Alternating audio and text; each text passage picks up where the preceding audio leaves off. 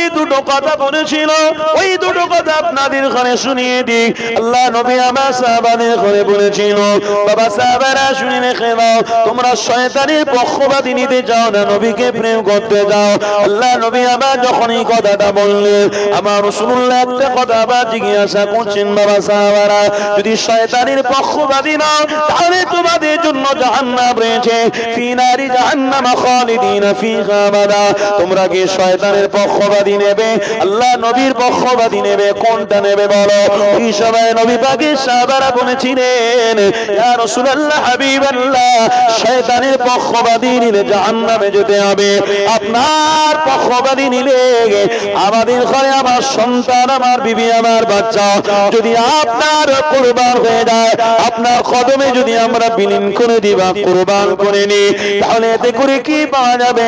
আমার নবী পাক বললেন, সর্বপ্রথমে দুনিয়া জমিনের রহমতের ছায়ায় থাকতে পারবে, দ্বিতীয় তোমরা আল্লাহর পক্ষ থেকে নিরাপত্তা পাবে, তৃতীয় নম্বরে তোমাদের যখন চোখ বন্ধ হয়ে যাবে তখন তোমাদের কবরে মুহাম্মদ রাসূলুল্লাহকে সাথী হিসেবে পাবে। এই যুবক তরুণীরা, ওই সময় নবী আমার কথা বলার সাথে সাথে আমার নবী পাকের সাহাবারা আল্লাহ নবীর পক্ষপাতী নিয়ে নিলেন। আমার রাসূলুল্লাহ তখন একটা কথা বলেছিলেন, বাবা সাহাবারা শুনে রেখে দাও, আমি নবী যখন আমার পক্ষপাতী নিয়েছো তাহলে তোমাদেরকে একটা কথা বলে দিয়ে শুনে রেখে দাও। আল্লাহ নবী সাহাবারা বলেছিলেন, ইয়া রাসূলুল্লাহ হাবিবাল্লাহ, কি কথা আপনি বলেন?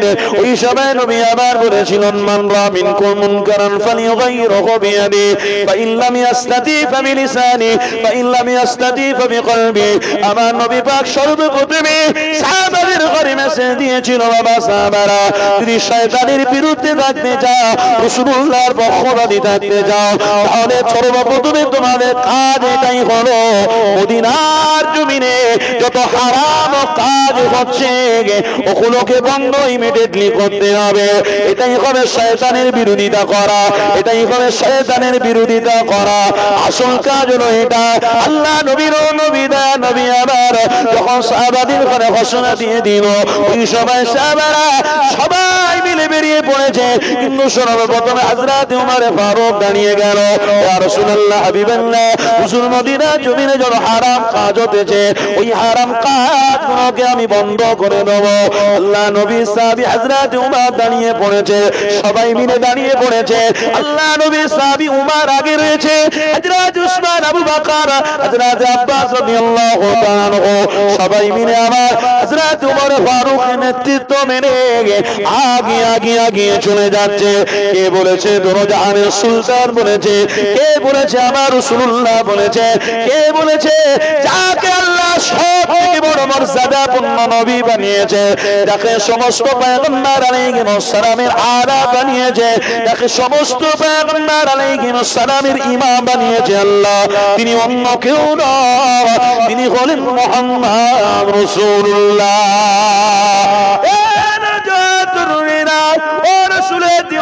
শুনে রেখে দাও, আল্লাহ নবীকে কেমন তারা প্রেম করেছিল, গার্জেন তারা হারা হয়নি গো। আজকে সমাজে আমরা রাসূলুল্লাহকে ছেড়ে দিয়েছি, আল্লাহর গজব আসতে লেগেছে। হাবিবুল্লাহকে ছেড়ে দেওয়ার কারণে আজকে বড় বড় মুসিবতের উপর দিয়ে চলতে হচ্ছে। আজকে আমার রাসূলুল্লাহকে ছাড়ার জন্য বাপ মাকে সম্মানের পাত্রদের সরে যেতে হয়েছে। আজকে রাসূল হারা হওয়ার জন্য উলামা হযরতদের ঘরে অপমান করা হচ্ছে। তোমার আসল গার্জেন হলো মুহাম্মদ রাসূলুল্লাহ, তোমার গার্জেনকে তুমি ধরো, তাহলে সমাজে আবার ন্যায় প্রতিষ্ঠিত হয়ে যাবে। তোমার গার্জেনকে তুমি ধরে রাখো, সমাজে আবার নীতি প্রতিষ্ঠিত হবে। তোমার গার্জেন মুহাম্মদ রাসূলুল্লাহ, তুমি মুহাম্মদ রাসূলুল্লাহকে ধরে রাখো, তাহলে সমাজে বাপ মা যেমন সন্তানের কাছ থেকে ইজ্জত সম্মান পেত, ওই রকম সম্মান, ওই রকম ইজ্জত তারা দিতে থাকবে। যদি রাসূল হারা হয়ে যাও, নবী নবীকে যদি ছেড়ে দাও তাহলে তোমাদের মধ্যে সম্মান প্রেম ভালোবাসা কিছুই আর থাকবে না। এই যুবক তরুণীরা শোনো, এদিকে মনোযোগ দাও, যে কথা বলছি বড় গুরুত্বপূর্ণ কথা। কেননা আজকে সমাজে শয়তানদের জয় হতে লেগেছে। আজকে সমাজে মুহাম্মদ রাসূলুল্লাহ সুন্নাত গুলোকে দাফন দিতে লেগেছে। আজকে সমাজে প্রত্যেকটা বাড়িতে গিয়ে দেখো শান্তি বলে আর কিছুই না। স্বামী আর স্ত্রী মারামারি, বাপ বেটায় মারামারি, শ্বশুর জামাই মারামারি লেগে গেছে। এই তাই কারণে গার্জেনকে তুমি ছাড়তে শুরু করেছো। আজকে সমাজে অনেক ওলামা বেরিয়ে পড়েছে, গার্জেন বিহীন আপনাকে আমাকে বানাতে লেগেছে। গার্জেন হলো মুহাম্মদ রাসূলুল্লাহ। এই গার্জেনকে আমাকে আপনাকে দূরে সরাতে লেগেছে। এই গার্জেন থেকে আপনাকে আমাকে অনেক দূরত্ব বজায় রাখতে লেগেছে। কেউ আবার পয়সা দিয়ে রাখছে, কেউ আবার জমি জায়গা এইরকম করে লোভ লালসা দিয়ে আপনাকে মুহাম্মদ রাসূলকে দূরত্ব বজায় করাচ্ছে। খবরদার রাসূলুল্লাহকে ভুলে গেলে হবে না। খাওয়া যদি এক বেলা হয় তাও মুহাম্মদ রাসূলুল্লাহকে ধরে রাখো, আর খাওয়া যদি এক বেলা না হয় তবু মুহাম্মদ রাসূলকে ধরে রাখবে। কেননা মুহাম্মদ রাসূলুল্লাহ তোমার আমার জন্য শাফাআতকারী হবে। মুহাম্মদ রাসূলুল্লাহ আপনাকে আমাকে জান্নাতে নিয়ে যাবে। মুহাম্মদ রাসূলুল্লাহ আল্লাহর কাছে আপনার আমার জন্য সুপারিশ করবে। এই যুবক শুনে রেখে নাও, গল্প বলছি না গো, বুখারী শরীফের কিতাবের মধ্যে আছে আল্লাহ নবী নবী আমার একমাত্র নবী যিনি আল্লাহর সাথে কথা বলার ক্ষমতা রাখে। কোন নবী আল্লাহর সঙ্গে কথা বলার পাওয়ার শক্তি থাকবে না। মুহাম্মদ রাসূলুল্লাহ ছাড়া আল্লাহর কাছে মুহাম্মদ রাসূলই কথা বলবে। মুহাম্মদ রাসূলুল্লাহ যদি আমার আপনার জন্য কথা বলে অবশ্যই আমরা আল্লাহ পাকের জান্নাতি হয়ে যাব। আরো জোরে বলো, এই যুবক তরুণীরা আজ মুহাম্মদ রাসূলুল্লাহকে ভুলে বসেছি গো, আমার রাসূলুল্লাহকে ছেড়ে দিতে লেগেছি গো। আসলকে চিনতে না পেরে আজ নকলের পিছনে পিছনে ঘুরছি। এই যুবক তরুণীরা শুনে রেখে নাও, আল্লাহ নবী আমার তেনাদের প্রেমিক সাহাবারা সবাই মিলে বের হয়েছে হারামটাকে বন্ধ করতে। আরে মদিনার জমিনে সব হারামটাকে বন্ধ করে দেওয়ার জন্য নবী নিয়ে বলে ফেলেছে। মুহাম্মদ রাসূলুল্লাহর প্রেমিক সাহাবারা সবাই মিলে বেরিয়ে পড়েছে মদিনার অলিতে গলিতে ঘুরে ঘুরে যেখানে মদ রয়েছে ওই মদের ঠেকগুলোকে তারা বন্ধ করতে লেগেছে। নবী আমার বলেছে, সুলতান আমার বলেছে মদগুলোকে বন্ধ করে দাও, কেননা ফি সাকাকিল মদিনা, মদিনা জমিনে যে হারাম রয়েছে এটা হলো শয়তানের জয়। এটাকে তোমরা বন্ধ করতে পারলে তাহলে মুহাম্মদ রাসূলকে হাকিকাতে তোমরা প্রেম করো, তাহলে তোমরা রাসূলুল্লাহকে প্রেম করতে পারবে না। কেননা শয়তান বারবার অনেকভাবে পরিকল্পনা করে মুহাম্মদ রাসূলকে তোমায় আমায় দূরত্ব বজায় রাখাবে। শোনো, আল্লাহ নবীর প্রেমিক কেমন ছিল, নবী পাকের আশিক কেমন ছিল। নবীর আশিকরা বেরিয়ে সবার কাছে যখন বলেছে সবাই এক বাক্যে শুনে নিয়েছে। কে বলেছে? মুহাম্মদ রাসূলুল্লাহ বলেছে মদিনা জমিনে মদটাকে বন্ধ করে দেওয়া হয়েছে। মদিনার অলি গলি থেকে মদের জোয়ার চলে যাচ্ছে, স্রোত চলে যাচ্ছে। আল্লাহ নবী সাহাবারা আমার নবী পাকের সামনে এসে দাঁড়িয়ে সালাম দিয়ে দাঁড়িয়েছে। ওই সময় নবী আবার সমস্ত সাহাবাদের দিকে লক্ষ্য করে বলেছে, বাবা সাহাবারা শুনে রেখে নাও, আজ সর্বপ্রথমে শয়তানের বিরুদ্ধে যুদ্ধ করার জন্য আল্লাহ নবীকে তোমরা প্রেম করে ভালোবেসে নবীর কথাটা শোনার জন্য আল্লাহর পক্ষ থেকে একটা বড় ফয়সালা হয়েছে। কি ফয়সালা? নবী আমার শোনাতে লেগেছে, বাবা সাহাবারা ফয়সালা হলো তোমাদের প্রতি আল্লাহ খুশি হয়ে জান্নাতি বানিয়ে দিয়েছে। আর জোরে অসুবিধা হচ্ছে আপনাদের, জান্নাতে যেতে গেলে প্রতিবাদ দরকার আছে, জান্নাতে যেতে গেলে চেষ্টার দরকার আছে। ক্ষুধা লাগলে বাজার করতে যেতে হয়, বাজার করে এনে বাড়িতে রান্না করে খান, আরাম হবে। আর যদি বলেন খাবার দাও, কে দেবে? কে কে দেবে আপনাকে? আপনার মুখের কাছে কেউ পৌঁছে দেবে না। তার জন্য আল্লাহ আপনাকে সমস্ত গঠন সাজিয়েছে। যে যে গঠন সাজিয়েছে সেই সেই গঠনে তোমরা কাজ করো, রিজিক তোমাদের কাছে চলে আসবে। তা জান্নাতে যেতে গেলে ওই রকম প্রতিবাদ দরকার আছে, চেষ্টার দরকার আছে। আজকে আপনারা বসেছেন, আমি আপনাদের ঘরে প্রশ্ন করছি, কই একজন উঠে দাঁড়িয়ে বলুন তো যে জান্নাতে যাওয়ার জন্য আমার প্রতিভা অনেক। কিরকম প্রতিভা? আমি প্রত্যেকদিন ফজরের নামাজ পড়তে আসি আর আমার বিবিকেও ফজরের নামাজ পড়ার কথা বলি, আমার বাচ্চাদেরকেও ফজরের নামাজের কথা বলি। বলুন, এটা হলো জান্নাতের প্রতিভা। জান্নাতে যাওয়ার জন্য একটা আশার প্রয়োজন। আবারও রাসূল বলেছে ১৫০০ বছর আগে, বাবা সাহাবারা, ইয়া আইয়ুহাল্লাযীনা আমানু কু আনফুসাকুম ওয়া আহলিকুম নারা। তুমি যখন জান্নাতে যাওয়ার প্রতিভা রেখেছো, তুমি যখন মুহাম্মদ রাসূলকে অনুসরণ করেছো, অতএব তোমার উপরেও একটা গুরু দায়িত্ব রয়েছে। কি? সেটা হলো তোমার বিবি, তোমার আহল পরিবারকেও মুহাম্মদ রাসূলুল্লাহর আশিক বানিয়ে যেতে হবে। এটা যদি তুমি করতে পারো তাহলে তুমি কামিয়াবি হয়ে গেলে। কবরে শুয়ে থাকবে, তারা হাত তুলবে, কবরে সওয়াব চলে যাবে। না হয় আজকের কেউ যদি মনে করে আমি একা নামাজ পড়বো, কেউ যদি বলে আমি ইমানি মাহফিলে একা আসবো, আমার বাচ্চাকে বলার দরকার নেই, আমার সন্তানকে বলার দরকার নেই। আরে ভাই, এটা তো ভালো কাজ, এটা তো খারাপ কাজ না, এটা তো আমলের জায়গা। এই যে আপনারা বসে আছেন, আমল হচ্ছে না? হচ্ছে না? কি গো, এই আমলের জায়গায় আপনি একা আসছেন, আপনার ছেলেদেরকে বলেছেন প্রতিভা কই, চেষ্টা কই, যেতে হয় যাই, মাথায় টুপি দিতে হয় দিই, পাঞ্জাবি পরতে হয় পরি, এটাই প্রতিভা না? শুধু এটাই প্রতিভা? পেটের জ্বালায় ইনকাম করে ঘুরবো আর আনন্দ ফুর্তি করবো, খাবো, আর বউ বাচ্চাদের ঘরে টাকা সম্পদ জোগাড় করে দিয়ে বাস আমি মরে যাব, এটাই প্রতিভা নাকি? জায়গা জমি সব কিছু আপনি করে আপনার বিবি বাচ্চার জন্য রেখে আপনার চোখ বন্ধ হয়ে গেল, লাভ কি হলো? লাভ কিছু নয়। আপনার চোখ বন্ধ হওয়ার সাথে সাথে আপনার 5 ছেলে নিজেদের ভিতরে গন্ডগোল মারামারি শুরু করে দিল। আপনার চোখটা বন্ধ হওয়ার অপেক্ষায় ছিল। মেজো ভাই বড় ভাইকে বলছে, এ বড় ভাই, ওই জমিটা আমার আব্বা আমাকে কিন্তু দিয়েছে, আমি বলে দিয়েছে কানে কানে যে ওই জমিটায় কেউ যেন না আসে। বড় ভাই বলছে চামড়া তুলে দেবো, আমাকেও আমার বাপ বলেছে। লাও, মেজো আর বড়র মধ্যে ঝামেলা শুরু হয়ে গেছে। ছোটটা বলছে, হ্যাঁ আমরা শুনেছি হুজুররাও বলেছে ছোটদের হক বেশি, তোরা দুজন ঝামেলা করছো কেন? বাড়িটাও আমার দরকার, ওই জায়গাটা আমার দরকার। এরা দুই ভাই এক হয়ে আবার ছোটকে মারতে শুরু করেছে। এই তো হচ্ছে। কি গো, কথা শুনছেন তো নাকি? এই তো হচ্ছে। তাহলে চোখ বন্ধ হওয়া, এদিকে মারামারি শুরু হওয়া। তা আপনি কার জন্য কি করছেন? ওয়াউলাদুকুমুল ফিতনা, কার জন্য কি করছেন? একবারও আপনি চিন্তা করে দেখেছেন যে আমি খাচ্ছি আমার বিবিকে ভালো রাখবো বলে, আমার বাচ্চা ভালো থাকবে বলে?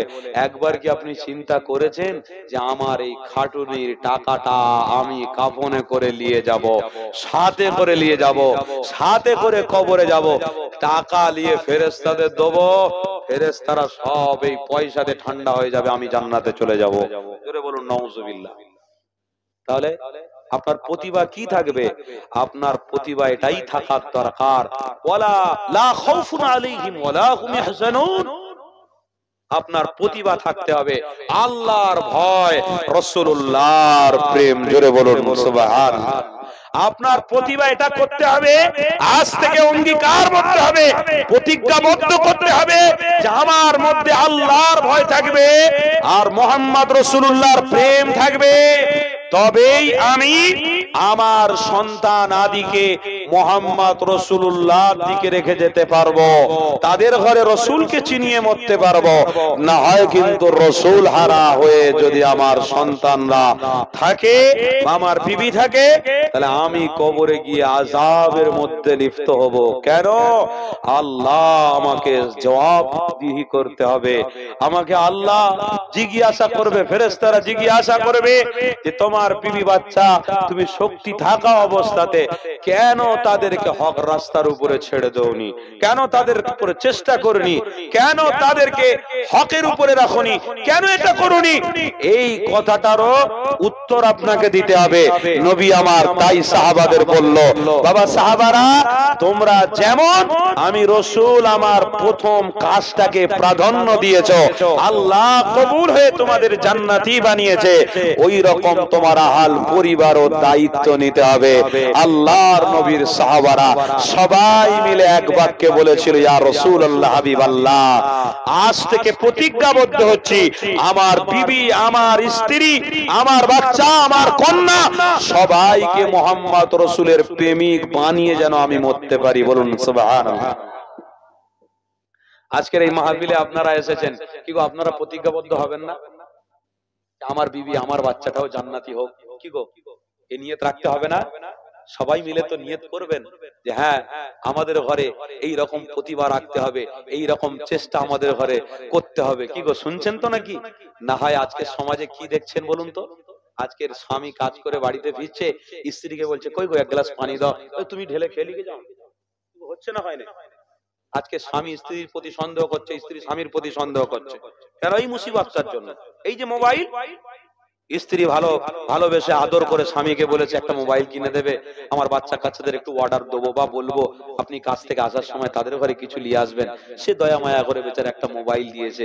তো মোবাইল দেওয়ার পরেই কাল হয়ে গেছে, সালাম জবাব কোরআন নামাজ, আস্তে আস্তে করে শান্তি উঠে যাচ্ছে। কেন? এই মুসিবতের জন্য। কাজ কাম বাচ্চা কাচ্চা সবাইকে সুস্থ রাখার জন্য কাজ করে বাড়িতে ফিরছে, স্ত্রীর কাছ থেকে একটা ভালো কিছু আশা করছে, স্ত্রী তখন মুখ ফিরিয়ে নিচ্ছে। দোষ তো আমার, দোষ তো আপনার। কেন? আল্লাহর নবীর ওই কথাটার উপরে আপনি টিকে থাকতে পারেননি, আপনি প্রতিজ্ঞাবদ্ধ হতে পারেননি। আপনি যদি আপনার বাড়িতে রেগুলার সালাম দিয়ে ঢুকতেন, তাহলে আপনার স্ত্রীও আপনাকে সালাম দিত। কথা ঠিক না ভুল বলুন? আপনি যদি আপনার বাড়িতে ফজরের নামাজটা পড়ে এসে বিবিকে বসিয়ে বলতেন, বসো একটু কোরআন পড়ছি, শোনো, আপনি কোরআন পড়ুন আমি শুনি, তাহলে আপনার বিবি আপনাকে সম্মান দিত। আপনি যদি এশার নামাজ পড়ে এসে আপনার বাড়িতে বাচ্চা বিবি সবাইকে বসিয়ে দুটো হাদিসের কথা বলতেন, আর আপনার বিবিকে বলতেন আপনি পড়ুন আমি শুনি, আমি পড়ছি আপনারা শুনুন, তাহলে আপনি সম্মানের পাত্র হতে পারতেন। খানা সামনে আসছে, বিভিন্ন জায়গায় দেখতে পাচ্ছি দস্তরখান নেই, আপনার বিবিকে আপনার বাচ্চাকে যদি আপনি মুহাম্মদ রাসূলুল্লাহর দেখানো রাস্তার উপরে রেখে যেতে পারতেন, তাহলে আপনার চলে যাওয়ার পরে তারা খানা সামনে আসলে দস্তরখান বিছিয়ে ফেলবে না। আমার স্বামী দস্তরখান বিছাতো, আমার এটা হক করতে হবে, ঈমানি দায়িত্ব। আপনার বাচ্চাটাও বিছাতো।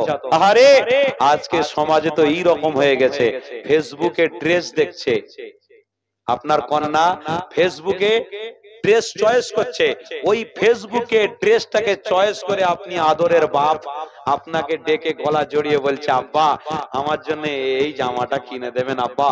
বাপ বললো হ্যাঁ কোনো অসুবিধে নেই। মেয়েটার বয়স কত? মেয়েটার বয়স 9 বছর 10 বছর। যখন বাপ একটা বাজার থেকে ড্রেস বা জামা কিনে এনে কন্যাকে পরিয়েছে, খুব সুন্দর লাগছে উলঙ্গ ড্রেস, ওই ড্রেসটা পরিয়ে বাপ মোটরসাইকেলের পিছনে বসিয়ে যখন রাস্তা দিয়ে যাচ্ছে, সব পুরুষরা তাকিয়ে রয়েছে। ওতে করে দুইজন ক্ষতিগ্রস্ত হয়েছে, এক হলো পিতা আর এক হলো কন্যা। শুনতে পাচ্ছেন তো নাকি? আদর ইসলামের কাছে নয়, আদর দ্বীনের কাছে নয়, ইসলামের মধ্যে থেকে আপনি আদর পূরণ করুন, ইসলামের কালচারের উপরে থেকে আপনি আদর পূরণ করুন, তবেই আপনি কামিয়াবি হতে পারবেন। কেন? মুহাম্মদ রাসূল তো আল্লাহ রাষ্ট্র নেতা বানিয়েছিল। জোরে বলুন সুবহানাল্লাহ। আমার হাবিবকে আল্লাহ রাষ্ট্র নায়ক বানিয়েছিল, কিন্তু মুহাম্মদ রাসূলুল্লাহ যখন চোখটা বন্ধ হবে, ওই সময় তার কন্যাকেও ডাকেনে, হাসানকেও ডাকেনে, হোসেনকেও ডাকেনে, বা কাউকে বলেন আমি ওই জায়গা রেখে গেছি, বা উহুদ পাহাড়ের পাশে একটা মাঠ রেখে গেলাম, ওটায় তোমরা করে খাবে, এটা নেবে, ওটা হাসান নেবে, ওটা হোসেন নেবে, আলী নেবে, এটা ফাতেমা নেবে, কাউকে কিছু বলেনে। শোনো, মুহাম্মদ রাসূল এটাই বলেছিল, আমার সাহাবারা নামাজ পড়ছে, আমার দিল খুশি হয়ে গেছে, আমার উম্মতদেরকে আমি নামাজে অবস্থায় রেখে গেলাম। বলুন সুবহানাল্লাহ। আর জোরে বলুন। আজকের উম্মত কিসে ছাড়ছে? রসুল নামাজে আপনাকে আমাকে রেখে গেল, সাহাবাদের নামাজে অবস্থায় ছেড়ে গেল, আর আমি আপনি আজকের মোহাম্মদ রসুলকে প্রেম করার এত বাহানা করে ফেলেছি। আজ গান বাজনা ইটা উটা ইত্যাদি ইত্যাদি কাজে এত লিপ্ত হয়ে গিয়েছি, মোহাম্মদ রসুল্লাহর প্রেম দেখাচ্ছি। আল্লাহ আমাদের হেফাজত করুন, জোরে বলুন আল্লাহুম্মা আমিন। এই কথাটা বললাম কি আপনাদের অসুবিধা হলো নাকি, কষ্ট হলো নাকি? মজবুত হতে হবে না, জোরে বলুন। দরকার আছে না নেই?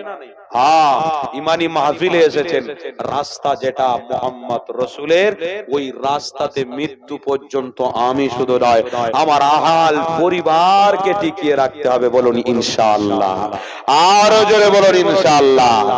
তবে সমাজ পরিবর্তন হবে। আমি কে কি করবে, কে কিভাবে চলবে ওটার দরকার নেই, কারণ মানুষ অনেক রয়েছে, মানুষের মধ্যে অনেক কাজ আছে, তারা যে যার কাজ নিয়ে আছে। কিন্তু আমাদের কাজ হলো আল্লাহকে খুশি করতে গেলে মোহাম্মদ রসুলকে প্রেম করা। এটা ইসলামদের কাজ, এটা মুমিনদের কাজ, এটা মোহাম্মদ রসুলের প্রেমিকদের কাজ। আমরা যদি মোহাম্মদ রসুলকে প্রেম করি বলি, তাহলে আমাদের দায়িত্ব হলো আমার সন্তান, আমার বিবি, তারা যেন আমার চোখ বন্ধ হওয়ার আগে সঠিক রাস্তাটা ধরে নেয়। এর জন্য চেষ্টা করব না, করব না? বলুন করার দরকার আছে না নাই? আল্লাহ কবুল করেন, জোরে বলুন আল্লাহুম্মা আমিন। একটু বেশি কথা বলে ফেললাম না, বাড়াবাড়ি করে ফেললাম? সমাজে এটা আজকের হচ্ছে, তাই একটু বললাম। আমি যে কথা ছেড়ে দিয়েছিলাম ও কথাটা বলবো, আমার মনে আছে। আসুন সবাই একটু মহব্বতে দরুদ শরীফ, আল্লাহুম্মা সাল্লি আলা।